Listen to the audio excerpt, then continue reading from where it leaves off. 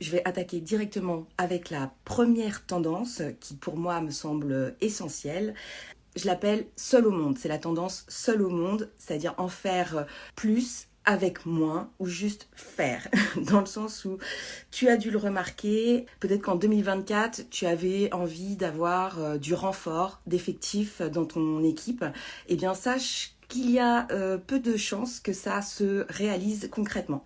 Je t'explique pourquoi. Tout simplement parce que avec 16,8% de défaillance d'entreprises enregistrées en 2024, le monde du travail n'est pas un long fleuve tranquille. Il ne le sera pas non plus en 2025.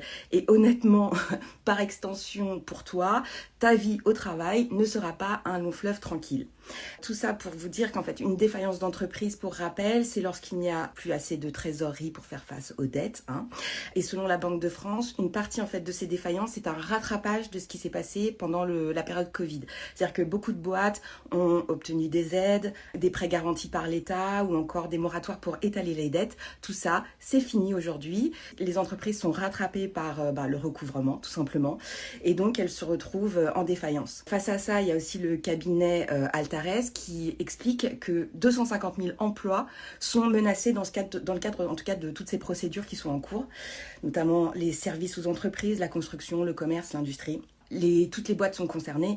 ETI, grands groupes, sont souvent quand même un petit peu plus safe, mais elles sont quand même mises en danger aussi au vu du contexte économique et politique.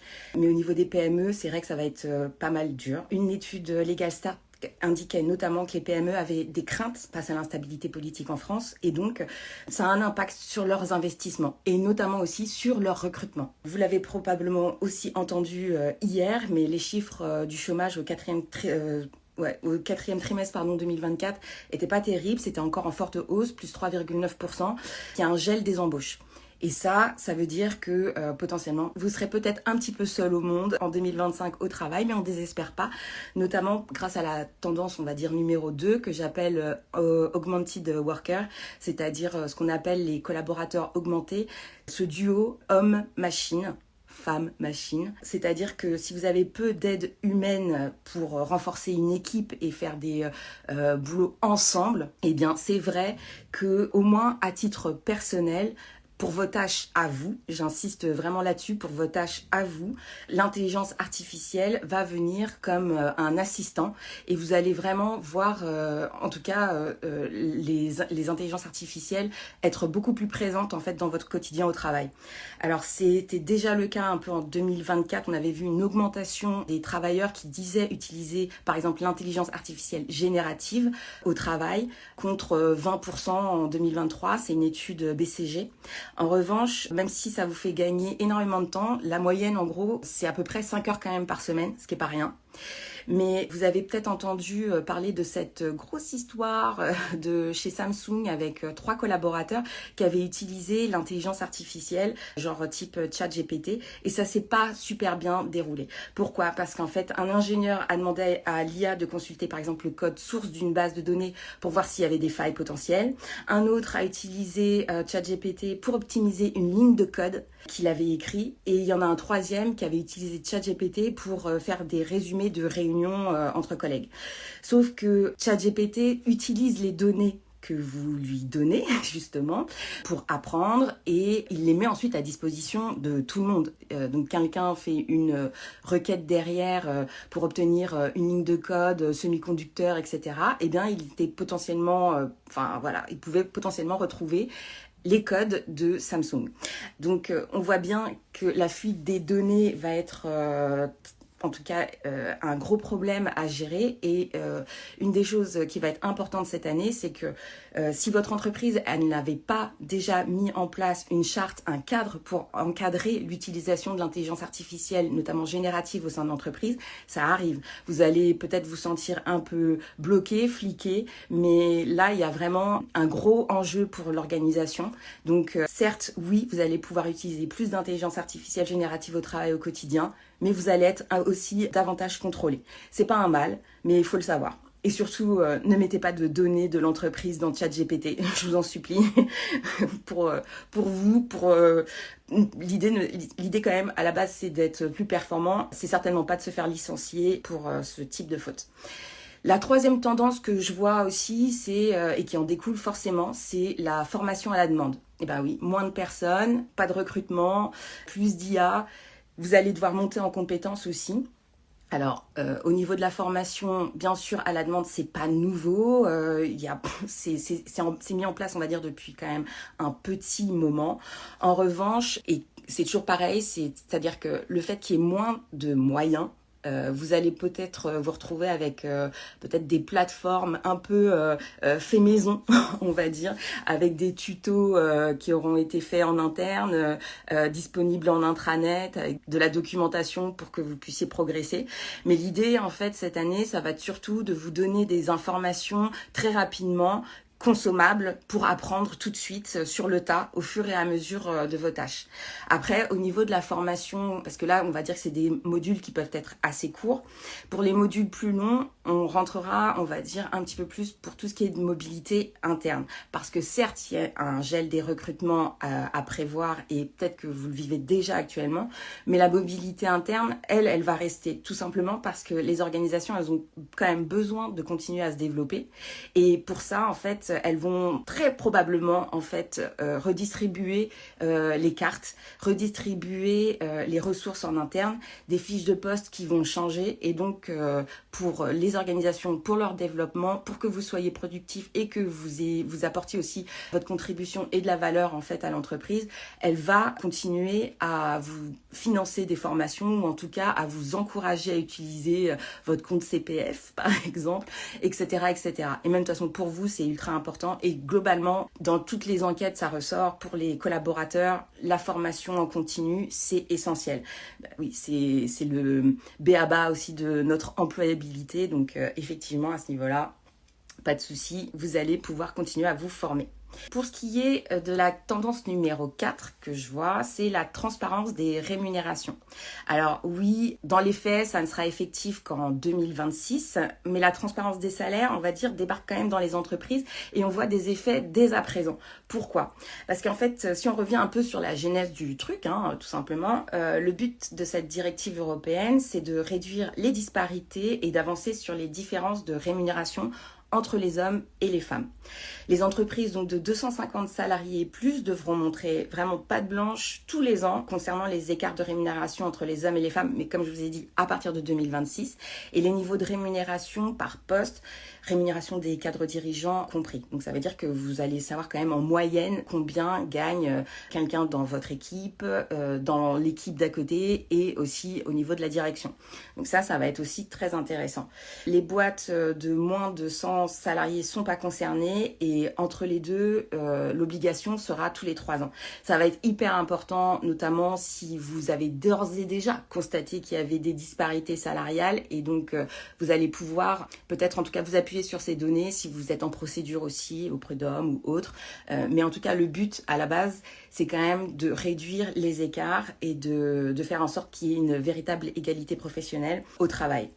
Alors, ce qui est intéressant, ce que je vous disais, c'est que pourquoi c'est important maintenant ?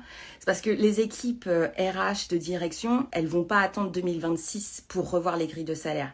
Elles sont déjà probablement en train de travailler dessus. Ça peut être intéressant quand même à savoir.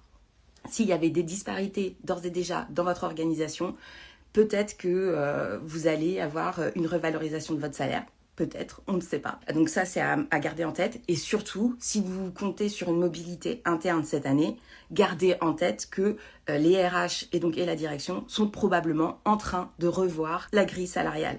Donc ça aussi, il faut le prendre en compte dans vos réflexions. Ça peut quand même être très utile dès cette année et sans attendre 2026. Alors, je vois qu'on a quelques petits messages. Alors, je vois Vanessa, donc je vois que c'est compliqué économiquement pour les entreprises. Tout est extrêmement ralenti, c'est clair. Là, on va pas se mentir, c'est compliqué. On arrive vraiment dans une phase économique qui est défavorable. La charte et formation à l'utilisation nécessaire, complètement. Vraiment, l'IA, c'est ça.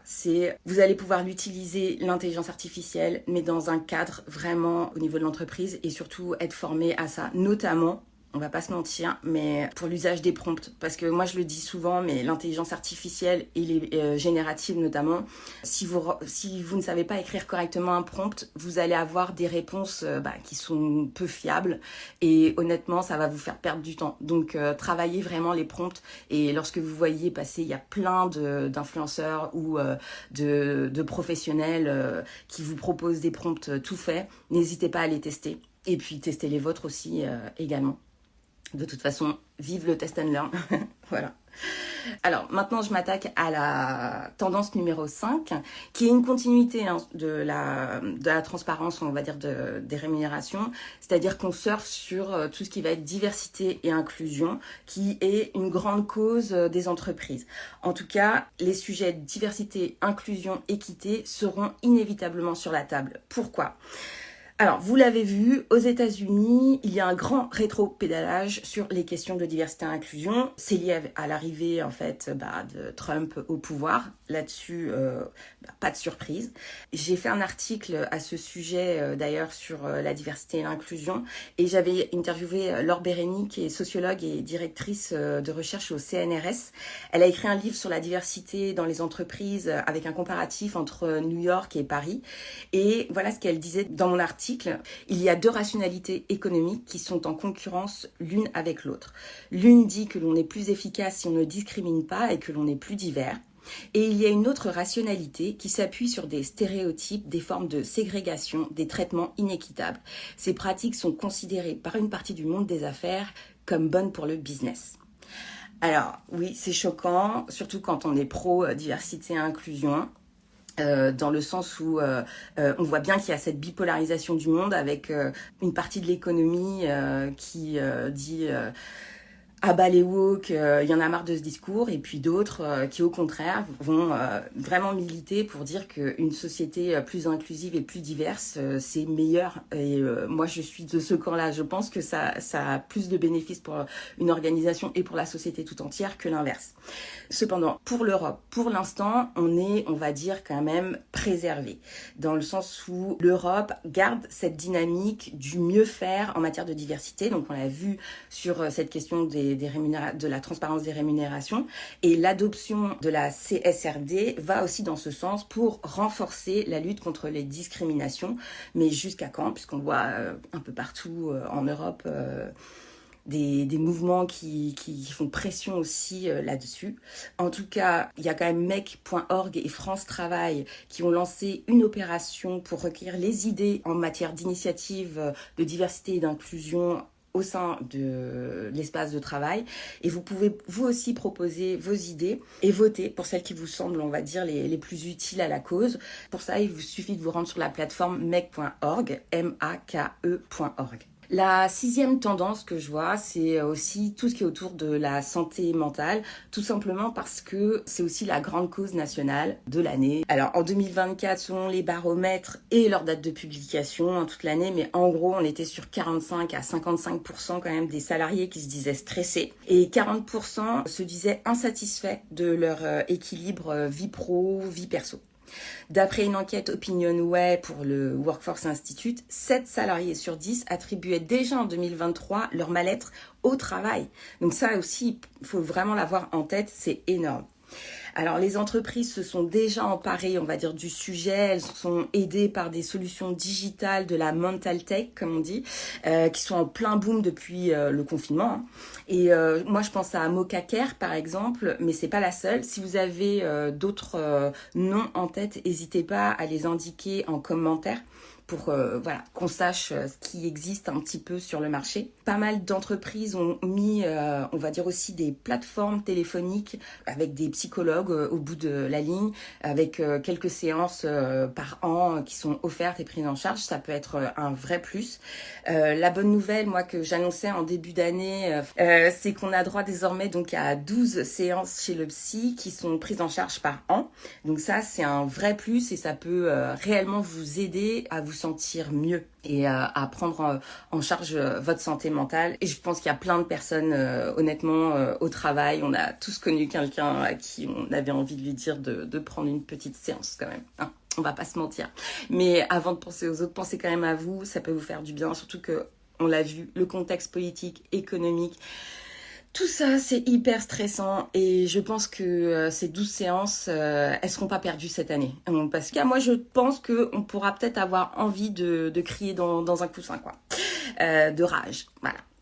La tendance numéro 7 des tendances au travail, pour moi, c'est tout ce qui est autour de l'engagement des collaborateurs.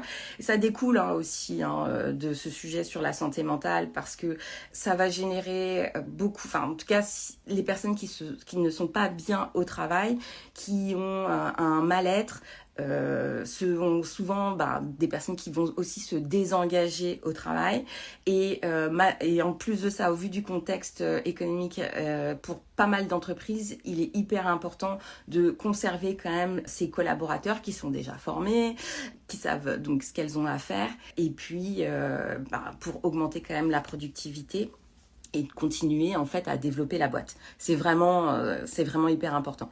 Tout ce qui va être possible pour améliorer ce qu'on appelle l'expérience collaborateur va être envisagé parce que il va falloir en fait vraiment travailler sur cette notion-là, en tout cas d'accompagnement et de faire en sorte de maintenir l'engagement des collaborateurs malgré cette période et malgré toutes les difficultés. Donc il va falloir faire preuve aussi de résilience.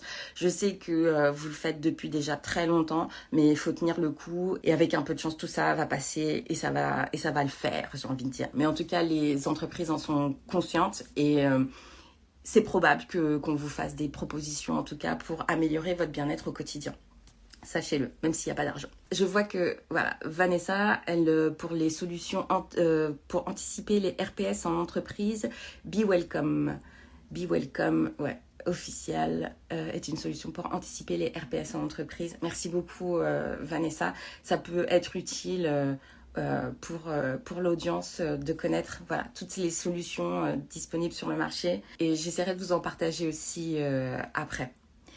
Alors, ma prochaine actu, c'est que moi je serai demain au salon HR Technology pour passer. Je vais visiter un peu le salon. Donc, si vous y êtes, n'hésitez pas. On se call. Sinon, je vais essayer de vous faire un sujet débrief pour vous parler un peu de ce qui sera présenté, peut-être de grandes nouveautés. On verra. Faire en tout cas être surprise. Et j'essaierai peut-être de vous faire aussi un son récapitulatif pour Boudoum Radio. Alors je vois CVB qui me dit donc merci pour cette thématique Aurélia, c'est super intéressant, primordial même, on se sent moins seul en t'écoutant, plein de courage à tous donc. Merci beaucoup, ça fait trop plaisir. Et Vanessa qui dit j'y serai à HR Technology, donc on s'y croisera Vanessa, moi aussi avec plaisir. À la fin de ce live, donc comme d'habitude, vous retrouverez le replay dans mon feed et la version podcast sur le site Boudoum dans une semaine environ. Je tenais à vous remercier d'avoir participé à ce live. J'espère que ça vous a plu et je vous retrouve très bientôt. Merci beaucoup à toutes et à tous. Salut.